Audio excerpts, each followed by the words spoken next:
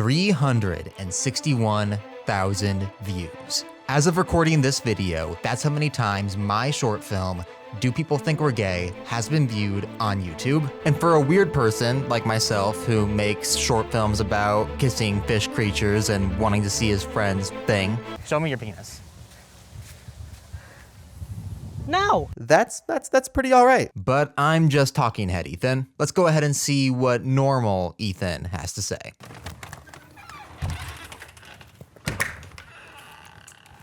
I got Chinese food. Life is good. Life is so good. They didn't give me a fork. That makes me kind of sad, actually. So as of filming this, it has been 4 months since I made my first moderately successful short film. I mean, just look at this. Like somebody made a letterbox of this short film that I made. When I found this, I felt like I just won an Oscar. Whoever did this, marry me.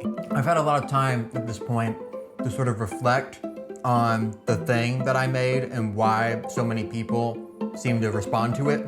And I haven't really come up with that many conclusions as to why, but I do think I have enough thoughts to make a video about it. So those thoughts are gonna be in a video today. Oh my God, this was a good idea. I don't need this, but I need this.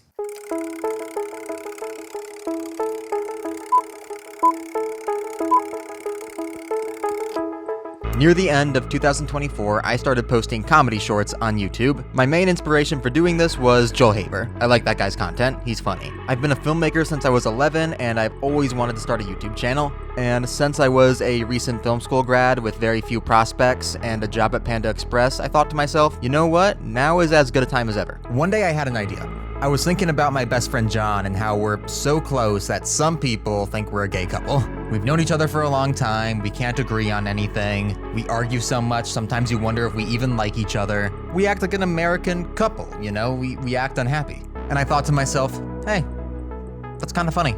I asked my two homies, Aiden and Reese, if they'd be willing to act in a film, also if they'd be willing to kiss in a film, and they responded eagerly to both. I wrote the script that night, shot it in a day, took 2 days to edit it, bada bing, bada bam, another short film in the can. I posted it, and then something really weird happened.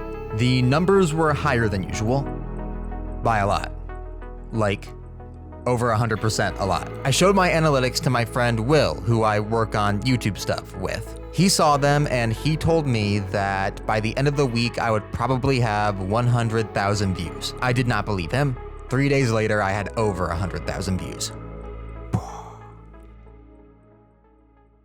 The first thing I did is kind of obvious. I wrote a script. So on its own, that's not super surprising. I usually write scripts for videos. That's actually how I make money. But for these weekly shorts, I wasn't always doing that. I think this kind of goes back to my influence being Joel Haver. As far as I know, his content is pretty much completely improvised. And that's something that clearly works for him quite well and does not work for me at all. I'm the kind of filmmaker who needs something to go off of. The script doesn't have to be gospel or anything. It can be a blueprint, but it has to be there. Another thing I did differently with this short is that I didn't act in it at all. This can mean one of two things. One, my face makes things less popular.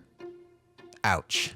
Or two, not being in front of the camera and just being able to put all my attention towards the storytelling improved my directing. Trying to do two things at the same time is hard. And when you do that, you sacrifice your ability to do those two things well. By choosing to not be in this short film and just doing the directing side of things, I was able to make really quick creative decisions that benefited the film greatly. Creative decisions that I could not have made if I was also trying to act. I like acting in my shorts and I'm still going to do it, but for the stories that really matter to me, maybe it's best that I just focus on telling those stories and not being on camera at all. I feel like there should be a third thing because threes are nice and appealing. I think I wrote one down, but I don't remember, so we're just gonna move on. I think the main thing that has been correct and consistent about what I do and how I create has been my general creative mindset. I did the thing that most people, including myself, find to be the most difficult thing to do. I got consistent. This is something that you hear all the time, especially if you're trying to do content creation. Get consistent. And here's the crazy thing. It actually works. For a good 12-week period, I posted a short film every single week. And even though I faltered a little bit on that consistency in the past few weeks, I'm still constantly working on something. And to me, that's really the key. Constant movement, constant building of momentum and potential. Don't stop. Don't stop believing.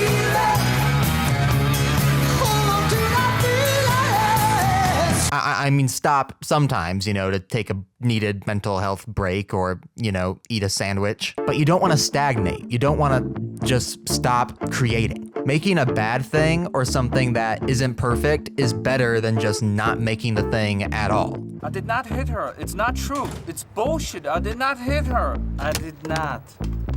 Oh, hi, Mark. I have this theory that if I just keep on making stuff, that stuff has to get good and eventually people have to find it and enjoy it. And I think now I've collected enough data to conclude that there's some truth in that idea. But basically, that's my mindset and it's been consistent through most of my filmmaking journey. And I think it's what's helped me achieve whatever success I've achieved thus far. And maybe it can help you. I don't know. I hope so. Okay, so I've kind of rambled a little bit, so let's wrap this up. What happened after I made this short film? Not much, which is exactly what I expected. I didn't think I would get more attention, and I definitely did not think I would get more jobs. I did get monetized. That's pretty nice. The feeling of getting paid to do something you would do for free and have done for free for a long time, that's pretty awesome. It's just cool to me to think that I wrote a script and shot a film and made over $200 doing that, which is not a crazy amount of money, let's be transparent. But I got that for doing something I like. Not long ago, I was under the mindset that I wouldn't be satisfied with myself until I made a successful YouTube video, which sure, that probably helped motivate me to a degree, but it was the wrong mindset because I made a successful YouTube video and I'm still not satisfied. We all have goals in life, at least I hope we do, and we think that achieving those goals is going to make us feel complete, and it does a little bit for at least a while, but then those goals just get replaced with other goals. Like once you reach one level, you just want to get to the other. And my ultimate goal isn't to just have people looking at me. My ultimate goal is to be the best filmmaker, artist, and person that I can be. And that's gonna be something that I'm chasing all my life. So in a sense, I'll never be satisfied. And I feel okay with that. The fun isn't in the getting, it's in the chasing. It's in creating that thing that I'm passionate about. And as a 22-year-old filmmaker, I'm in a period of my life where I'm gonna be doing a lot of chasing. And although that's kind of scary, it's also exhilarating and fun. And there's nothing else that I would rather be doing. Thank you so much for watching, and I'm gonna go take a nap.